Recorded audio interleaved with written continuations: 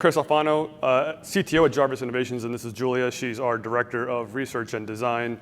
And at Jarvus, we've been working out of Philadelphia for the last decade to put the cloud to work for the ground. And in this double feature, we're going to talk about some of the lessons we've learned, some of the challenges we've mapped out, and hopefully convince you all that this is everyone's fight. So over 6 years ago, I helped found a group called Code for Philly. Along with Jason Hibbets out in the crowd here about 4 years ago, helped found Code for America's Brigade National Advisory Council. Along the way, I've been part of organizing literally hundreds of community hack nights and dozens of hackathons. And through it all, there's probably nothing I've heard more than this phrase, and I hate it. So Silicon Valley's priorities have conditioned us to think about scale in a very particular way, to the point that even when you replace the funding model, experienced practitioners from our industry are still likely to constrain their thinking and approaches. On top of that, we've skewed all our tools and platforms over the last 2 decades. And it's all really rooted in generating these growth curves that some folks can play the numbers on. To achieve the future that's better than today for most humans, though, we need to take the tools and expertise we've developed and apply it widely to solving problems in a very different way. We need a second kind of DevOps that maximizes not for global scale, but that maximizes for how much local user creativity and agency we're able to channel into sustained operations.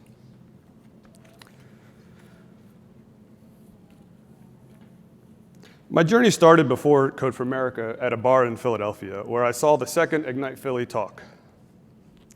I went in there already certain that I wanted to disrupt education. I was going to build the Facebook for students that took all the power out of the teachers' hands and put it in the students' hands. And to make it scalable, all I needed to do was figure out how to remove teachers and bureaucracies from the equation so that they couldn't get in the way of our growth. And I saw a guy named Chris Lehman speak. Chris Lehman had just founded a school in Philadelphia called the Science Leadership Academy in partnership with the Science Museum. And he asked, he said that public education is democracy. He said that the goal of school should be to create citizens, not workers. And he asked, what if the goal of school wasn't preparing kids for the real world? What if it was the real world? He talked about how some technology isn't additive, but transformative. When the printing press was invented, you didn't have Europe plus the printing press, you had a whole new Europe. Similarly, right now, mostly what we have is schools plus technology, and what we need is whole new schools. But then he said that technology in schools must be like oxygen, ubiquitous, necessary, and invisible. And that blew up my whole plan. So I hit him up after the show, and I ended up spending the next 3 years supporting students and teachers in that vision. Along the way, we started building an open source platform for teachers named Slate to fill all the gaps that scalable solutions were leaving us with. It included a portal for students, teachers, and parents to sign in, blogging at the school, classroom, and student level. It ingested data from all the archaic district level systems and pumped the data into the newer tools that the teachers wanted to use in their classrooms. It did single sign-on so that teachers wouldn't have to spend their time in the classroom getting people signed into accounts. It did progress notes, reporting, and eventually SLA opened 2 more schools and consulted for many others and hosted an annual conference for thought leaders around the world that are pursuing this School 2.0 movement. We ended up partnering with several other of these networks of innovation. And it turns out all around the world, there's folks creating new ways of learning that's driven by pedagogy in the classroom. And software isn't going to transform schools, but folks that are transforming schools need software. And we started in this one pocket of innovation, building tools for the Science Leadership Academy schools. Eventually, we partnered with Building 21, and they had a whole other vision of how to change schools through competency-based learning. And then we partnered with Matchbook Learning, who had yet another vision of transforming schools through blended in-classroom and online learning. And when you think about how to build software for schools, you might start thinking about like this, right? You want a cloud solution that can serve every single use case, and you want the users to meet you where you are. But what we ended up with looked a lot more like this. It was messy. It was an array of practices, tools, And the array of practices, tools, and platforms that we have today aren't built to support this sort of model. I'm convinced, though, that the model we need looks a lot more like this, and not just in schools, but anywhere where experts are working together on the ground to help humans. So we've taken to think about this in the framework of the cloud versus the ground, to help us kind of sort out where there are different constraints when you're optimizing for local innovation rather than global scale. A lot of times the job gets hard, and it's helpful to think, are we doing it wrong, or is the world just not built for this sort of problem solving? So at the cloud scale, everything needs to be national and global. A cloud solution isn't viable if it can't address a need nationally or globally. Yet on the ground, you need local innovation, and scale is often bound by things like fire codes. A given building might only be able to hold 500 students, so why do you need to build your infrastructure to handle being on Hacker News or Reddit tomorrow? In the cloud, it's all about growth. You need to generate that growth curve. You need to be able to handle influxes of traffic. But on the ground, it's about evolution. It takes a school 4 years to graduate a kid. Most Silicon Valley startups and SaaS companies don't even last that long. How do you build technology in a way that puts the power in those schools' hands to evolve over their life cycle? A mayoral administration is 4 to 8 years. On the ground, things move a lot slower than in the cloud. The cloud is all about frictionless, right? And really what that means is dehumanization, right? You think about, how do I optimize a process? How do I get all the humans out of it? But sometimes on the ground, the human interaction is the entire point. If you think about social services and health and learning and children, what a kid needs most of all isn't an optimized cloud platform, but time with an adult in the real world. The cloud is all about building a moat. You need to capture users, and you need to get them stuck on your platform. But what folks on the ground really need is shared foundations. They need to be able to, what works in one school needs to be replicated to another school. They need to be able to build on that common platform while also building in their own directions. The cloud is all about cogs, right? If you show up at a cloud enterprise, your goal is to make it so any developer can just plug in, build some things, and if they leave, they can just be easily replaced. Someone else can just come plug it in their place. Whereas on the ground, what we have are contributors, folks that are experts in their practice, that are stakeholders and are bought into this, and they need the tools to contribute as well. At cloud scale, you're concerned about permission, symmetric infrastructure. You want people to plug into something where the company's infrastructure handles everything. But on the ground, what really makes a difference is distributed asymmetric infrastructure. Think about Git and Linux and WordPress. These aren't technologies that you think about when you're coming up with cloud solutions, but scalable global solutions. But think about the sheer volume of creativity and agency those tools have unlocked across the world. How much of our current achievements do we owe to technologies like that distribute the tools on the ground and give everyone the power of infrastructure? In a lot of ways, we've kind of reverted to the mainframe era. In the cloud, you're concerned about consistent deployment. You want every copy, every developer, every instance to be exactly the same. That's important. But on the ground, what's more important is that every deployment is a free canvas. And at cloud scale, you're concerned about highly available, right? When growth is your objective and global scale, every single moment matters. You can't be down for a second.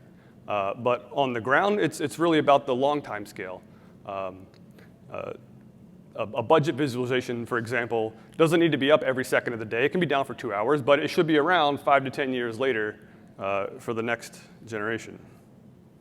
And this really isn't just about schools. I'll use that as an example because that's where a lot of my own experience is.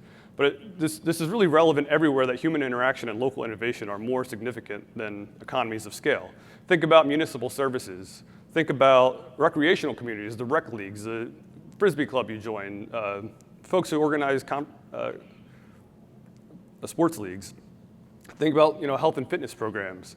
Think about learning and interest conveners, folks that run meetups and events, arts and culture groups, civic hacking and public interest technology. If you think about what really matters to your quality of life and those around you in your own community, a lot of it is stuff that global scale can't reach. And all the tools that we've built to serve global scale, when you try to plug them in to serve these communities, it just doesn't work. And too often we conclude, oh, well, they just can't handle technology. They just can't run their own thing. It's irresponsible for them to customize their software. So there's this thing called civic hacking, and it's really the engine of change, right? In a world being eaten by software, you all have superpowers right now, and in this short moment, you can change the course of human history just by going to the ground with it and lending it to those working together to solve problems. You can just show up, and in fact, that's the only way it's going to happen. Code for America is a national nonprofit founded on the belief that government can work for the people, by the people, in the digital age. And it's evolved into it's expanded into a national network of local chapters that look beyond government and serve their entire communities. There's over 76 Code for America brigades all around the country. And in fact, there's now a network all around the world called Code for All in nearly every major country. In Philadelphia, for example, civic hackers joined city government and asked the question, what if residents seeking municipal services or answers didn't actually care what the city's org chart was? Right? Like, think about if you want to get a service in your community, the first step is figuring out what department to go to. The Unlock Philly team heard from a group of wheelchair users at a hackathon how many fewer stops were on their transit map. You know, picture the transit map in your city, and then imagine the slide flipping and 80% of those stops going away. And then think about, they challenge us to think about the experience when you ride a train somewhere and you get off on one of those few stops and an elevator's out. How screwed are you? You have to wait an hour, get back on the train, go to another stop. It's awful. So the Unlock Philly team made it easier for folks to stay on top of elevator outages. And then through the longitudinal tracking that they enabled, that armed advocates to actually push down how frequently elevators were out. A team I was part of took the open data spreadsheet that the school district of Philadelphia, one of the largest government organizations in the country, published and helped make it possible for everyone to see just how a number as big as $3 billion might not be enough money for our schools. So I want you to think for a second. Imagine that you volunteer your technical skills and you go to a hack event, a hack night or a hackathon. Not one of these ones that colleges hold that's competing for prize money from Dropbox or something, but a community organized one where the folks showing up work for nonprofits or city agencies. And imagine that you're there to help with technology, and someone shows up who works at a local housing nonprofit, and they are an absolute expert in their craft. And they dabble in technology. They sling spreadsheets. They maybe mess with app scripts. And they've been learning CSS in an online boot camp. And they've learned that a similar group in another community has created some tool that's made their operations more effective. And they come to you and they want help replicating that locally. Seems pretty easy, right? You check out the repository. They followed all the best practices. There's a Docker Compose in there, a robust README, and this should be easy, right? Now, imagine you sit down with this person and they pull out their netbook. Maybe you're lucky and it's a MacBook Air. And imagine the embarrassment and cringe that floods you as it starts to occur to you just how far away they are from being able to run this thing and mess with the CSS to change what it looks like for their organization.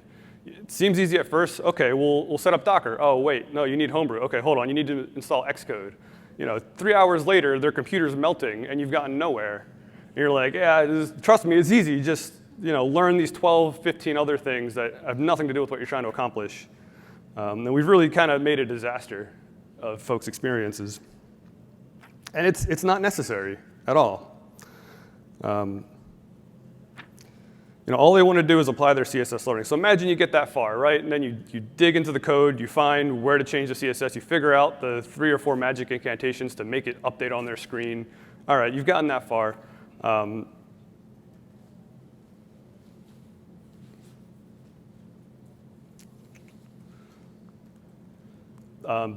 now you're forking the project. Or you're faced with, OK, well, maybe I need to make an upstream contribution to make it more configurable. And at the end of the day, they just give up and they go home and they conclude technology isn't meant for us. It's too hard. I can't do it. There used to be a tool called Cloud9 that aimed to make this easy. Our events relied on that for years. And Amazon bought them out, and now when you go to sign up, it's a free trial for AWS. And you need a credit card and an enterprise account to even get started. So we need to build a new toolkit. One where replicating a whole environment that someone else built only takes 1 click. where everyone has the tools to contribute without learning a whole stack first. You should be able to take something someone else has built and have it running. You should be able to edit some CSS, see it happen. Learning Docker, learning all these other things, that should be next if you care. Running on your own machine is great, but innovation can't die at localhost. People need community infrastructures to plug into. We need the tools for our communities to run clusters of things together where folks showing up can make something and share it and have it online from the beginning. We need more than forking and configuring. If you think about spaces where on the ground we have thousands of organizations pursuing similar missions that need to share software but have it slightly different, they can't all be running forks of each other. That's not going to work. You can't just make the core so infinitely complex that it's configurable in 1,000 different ways either. We need to think about this differently. WordPress and Drupal and those sorts of things were very popular focuses of development for a long time with plugin systems and theme systems. And where did we go next? We kind of wholly abandoned that mode of thinking years ago when we should have been building the next generation of tools in that regard. People need to be able to build things without proprietary dependencies that they have no rights to. A lot of times, practitioners will come out to these hack nights and sit down with someone and say, oh, this is easy, right? I'll sign you up for this free trial of this tool and this low-code solution from Google. And those quick wins are great, but a year later, half that stuff's gone. 2-3 years later, nothing's left. I've been in this movement for about 6 years now, and nothing that was built in the first year is still online because everyone wanted an easy win. And we're stuck doing the same things over and over again because these tools aren't built for us, and the folks on the ground have no rights to them. Idling must be free, right? If someone sets an experiment up online and no one's really using it, it shouldn't cost anything for it to stick around and stay online. Something that's getting no use shouldn't cost anything.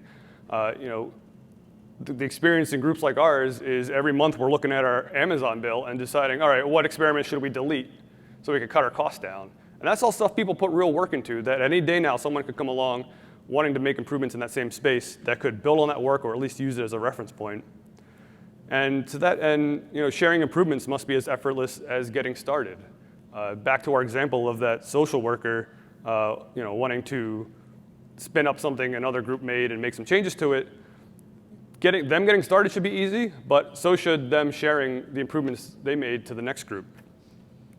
And really, none of this is new. This is just the 4 software freedoms that RMS talked about that kind of drove the creation of all the tools we have today. The freedom to run the program as you wish for any purpose, the freedom to study how the program works and change it so it does your computing as you wish, the freedom to redistribute copies so you can help your neighbor, the freedom to distribute copies of your modified versions to others. We took all these for granted in building this engine of wealth that's created the world today.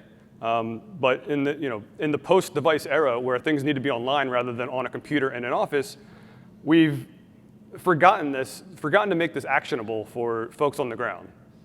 And all our current best practices don't lend themselves to non-experts achieving any of these.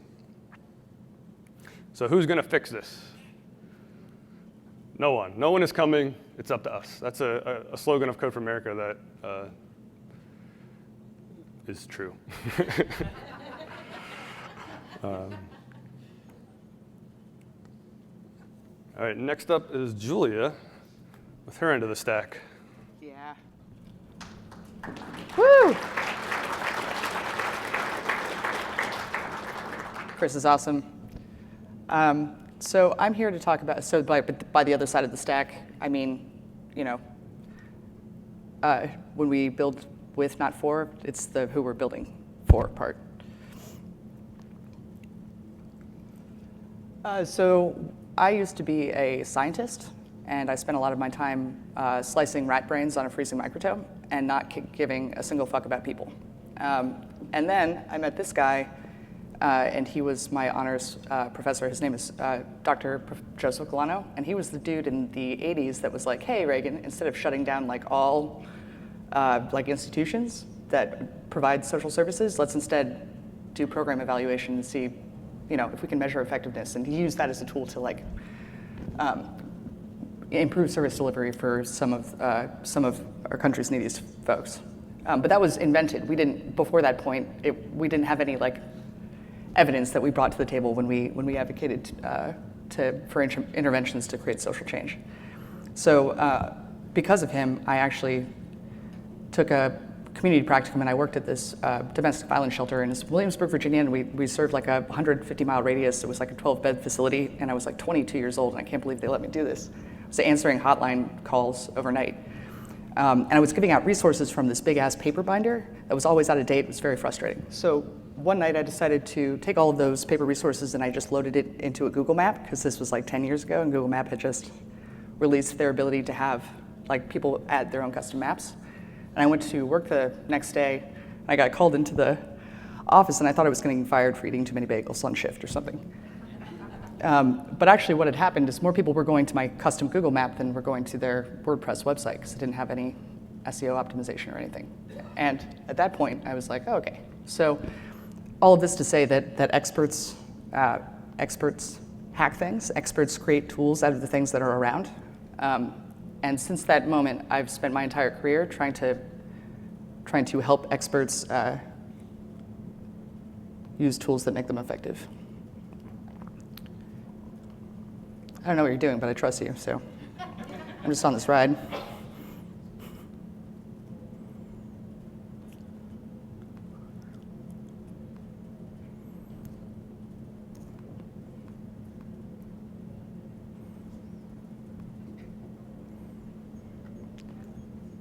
Great. So, operations on the edge of democracy is actually, this is what I think it actually means. When we talk about software eating the world, software is democracy. Software is government. It's the mechanism of governance. It's so every single thing that you're mad about on the news, every policy that's being implemented, all of those things are implemented with technology. And so what this means is that we have an intervention point. And something Professor Galano and that experience at work taught me was, he was always saying, go upstream. There are bigger patterns of problems. So if there's somebody drowning in the stream right in front of you, rescue that dude, but also go upstream and see why there are so many people falling into the river, right?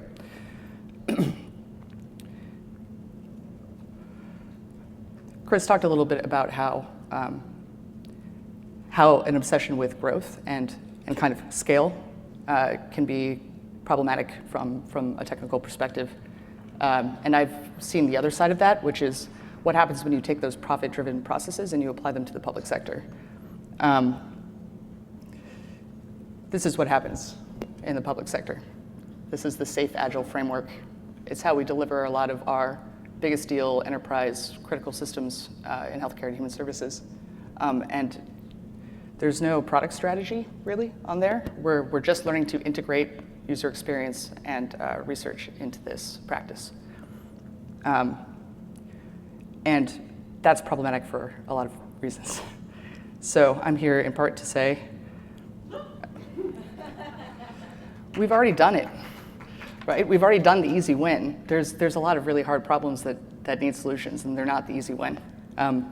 They are actually about how to make software for the people that are in the back of the ambulance who are using software and trying to save your life when you've been in a car accident, or the people who teach your kids at school, social workers. All of those people use software, and right now it's really very bad software. So Conway's law, if we're familiar, basically, to quote my friend Nikki Lee from 18F, it means you ship your org chart. So part of this is me kind of making an appeal to this group in terms of we need more folks working on this. We need a bigger boat. Because the misfit and friction between the software systems that like all of our expert practitioners are using today in the field that provide public services is very costly. Very costly. So, for example, EHR software is a problem, and it's a problem today because we did not invest in usability and upfront research. We rushed the software to the market. And this is a good example of what happens at scale when we don't build with people.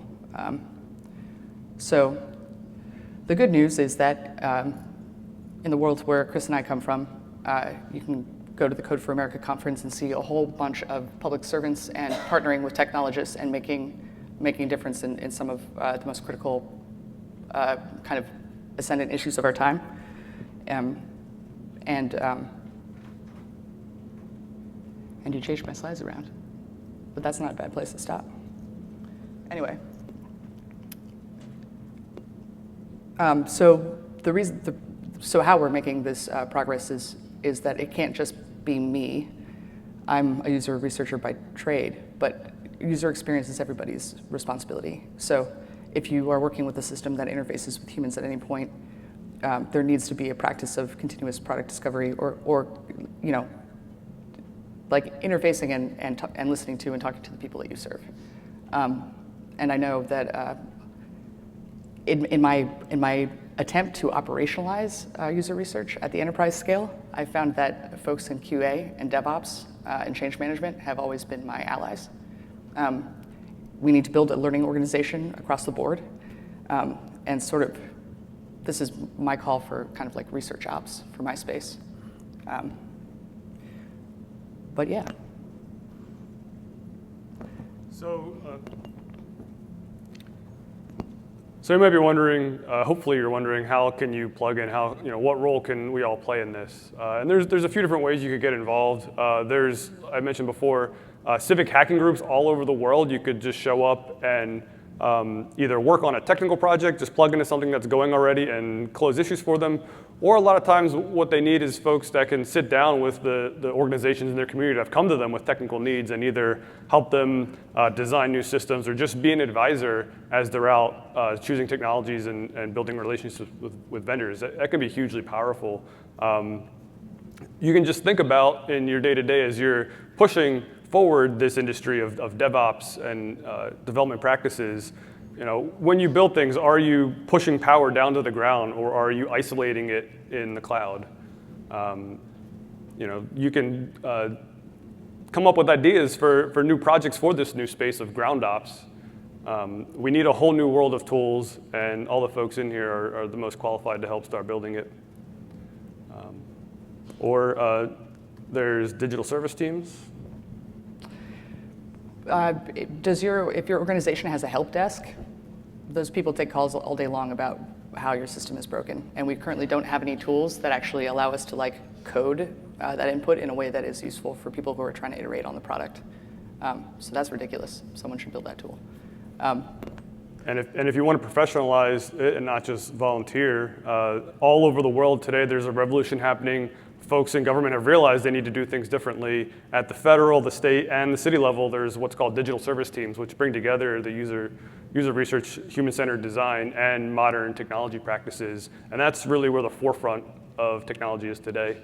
And folks in that space are looking for engineers. A lot of times it's kind of framed as a tour of duty because folks might only want to do that for 2 to 4 years. And it's where the exciting work is and where you can have an impact and where your skills, even if you're not at the front of the industry, if you kind of have your stuff together, you can make a huge impact. So in 2014, healthcare.gov launched and then fell immediately on its face. I don't know if anyone remembered that. But at that point, that's when our industry experienced a revolution. We realized that the way that we were building technology for the federal space, for the public sector space, was pretty broken. And there were a lot of people who made a huge and very impressive effort to bring agile digital transformation to government agencies at the federal and state and local level. And some of those folks are Nava and ad hoc in the working in the private sector as vendors, and then also 18F and the United States Digital Service, who are actually government agencies that were spun up after that point to be government technologists that could actually advise agencies on how to procure and build technology. When your procurement cycle, when it takes you 24 to 36 months to even put out an RFP, and when you're the government, so you're trying to buy software in the same way you buy a chair, and you want to make really sure that it's not someone within your organization's Buddy's chair and he's making 15,000 chairs. You don't actually need chairs at all. There's a lot of process that goes into making sure that government, your taxpayer dollars are not wasted, but a lot of that process is actually the same thing that keeps us from from having like a responsive or iterative, agile ability to procure software. So we're figuring it out, iterating in a low trust environment. Yeah. Woo. Ooh, that's it.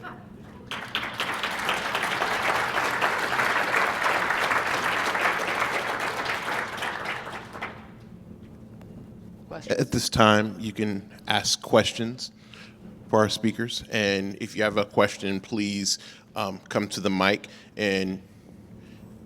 or raise your hand and I can bring this mic to you.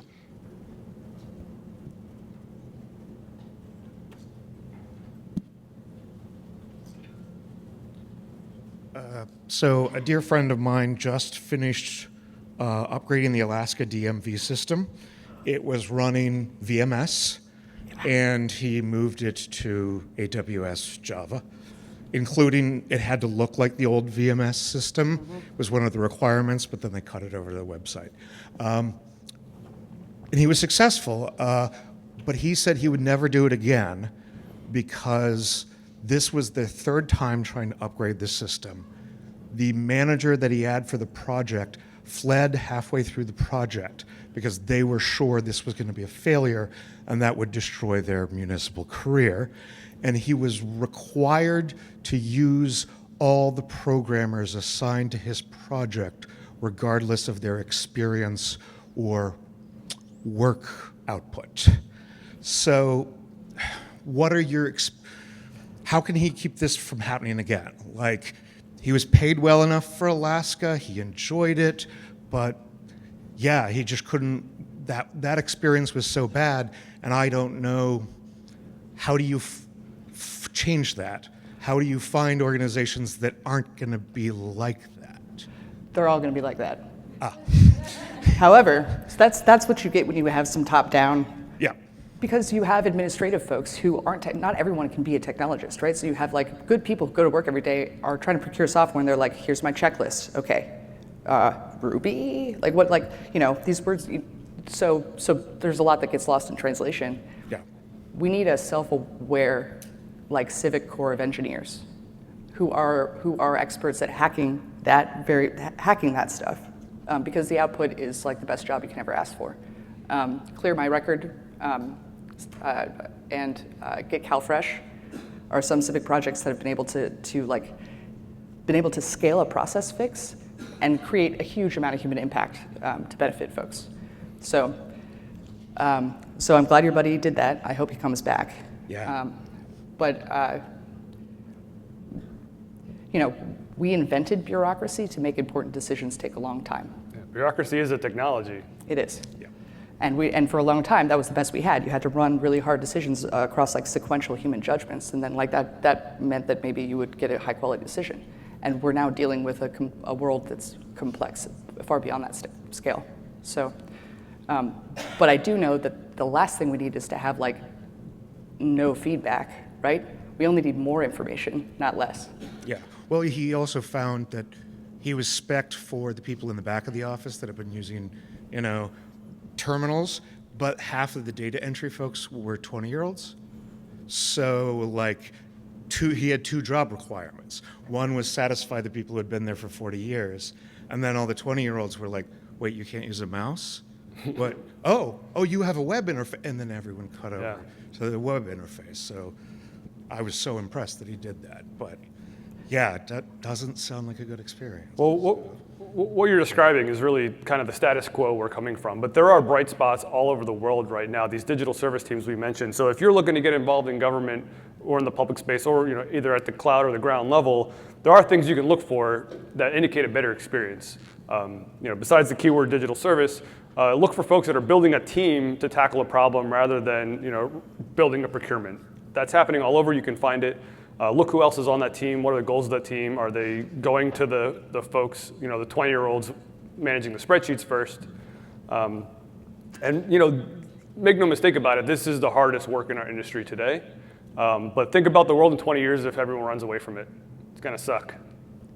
Yeah, talk to don't talk to people who aren't technologists, right? In many ways, in many ways, all of the expert practitioners I've worked with, whether or not they're social workers or teachers or compliance agents or whatever. I mean, if you've ever watched someone use a legacy system they've been using for 35 years, they have these crazy, they're so fucking good, right? Like, they have all of these hacks and workarounds, they make it fucking work. And I have huge respect for those people, and I feel like we need to build them tools like we built DevOps tools, right? We need to build operational tools that help them work. They're already doing it today with spreadsheets for the most part. Excellent, thank you. Yeah. Does anyone else have a question?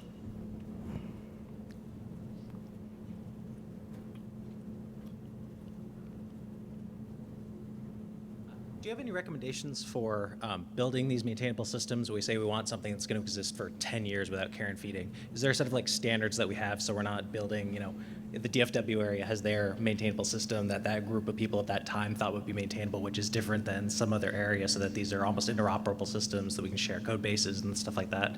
Do we have any set of standards like that yet to utilize? Not that are dominating. There's a lot of promising areas. I'm a big fan of Chef's work with Habitat.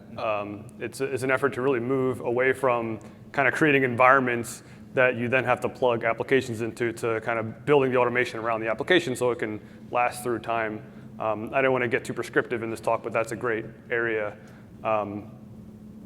It's really sad that the common wisdom today is that the best approach is sticking to low-code solutions or sticking to GitHub pages, right? If only everything could just be a static web app, GitHub could save us all. But I believe we can do better than that. I believe that if you think about all the capacity that are in our communities, all the metal sitting around, all the businesses with extra credits, there's no way we can't harness all that and give folks on the ground that have 5, 10, 20-year missions all the same tools that we use. It's what I work on all day, and I'm happy to talk more about it. Yeah, I'll definitely come bother you. Thank you. This will be the last question. Oh, the pressure. So I'm trying to think through the sustainability problem that you're describing, because I think what governments by definition and bureaucracies are very built to be sustainable, and a lot of our technology approaches are built on the assumption that we are going to continually turn knobs on it. Mm-hmm. And so it sounds like you're nodding. So I think part of what the question I'm trying to formulate is, we can't build technology that assumes that technologists are going to keep turning knobs on it. How do you encourage somebody to build something that thinks through the government scale complexity at the same time as the technology? Is there a different process or a different thought pattern that you find works better? Truly just an investment in product research and stakeholder engagement. If you're talking about building sustainable systems, if you were to start with a government agency today and set them up with a research ops program where they have a mechanism of getting all of the input they're getting anyway, but actually synthesizing it and making it make sense so that they can use that to drive strategy, that will be the only operational piece that's still there in 10 years. Would it be helpful to start people, I was cheating on my question, would it be helpful to start people by not having them use the latest technology? I'm thinking containers is containerize everything, but that requires you to have a modern kernel, and that means that you're going to disqualify a whole bunch of infrastructure and make things automatically harder. Does for these types of applications, even though it's hard to do, say start with a beat back? Yeah, you've hit the nail on the head with, it's hard to do not because these are hard problems. Keeping an application with low traffic online for 10 years, it's not a hard problem, but I think we're at the very beginning of recognizing that we've built not all the wrong tools, but we've only built one kind of tool for the last 20 years. And there's kind of a reverse Conway's law going around where we're obsessed with enterprise scale, and how do you have an enterprise where you have all these different teams siloed off, managing their own microservices, and a full-time ops team can run the whole thing. And we created this whole world of platforms and tools around supporting that operating model. But we need something radically different on the ground that's premised on, a nonprofit with 30 people, they've got enough resources to hire a developer in their community to make changes to an open source system they're using. They can pay a $20 a month bill to some commodity cloud vendor for the computing and storage resources. But no, they don't have a staff turning the knobs, like you said, all day. And I don't think there's any first principle why that is. It's just not what we've been optimizing for. And we just need to make a decision to do it differently. Cool. Thank you for the insights. You have to meet people where they're at, basically. And even walking into the situation, understanding that there are people that have already been there working on this problem for a long time, and being open to and able to hear the feedback that they have to give you is like heads and shoulders far and away going to be better than we've got today. So, thank you.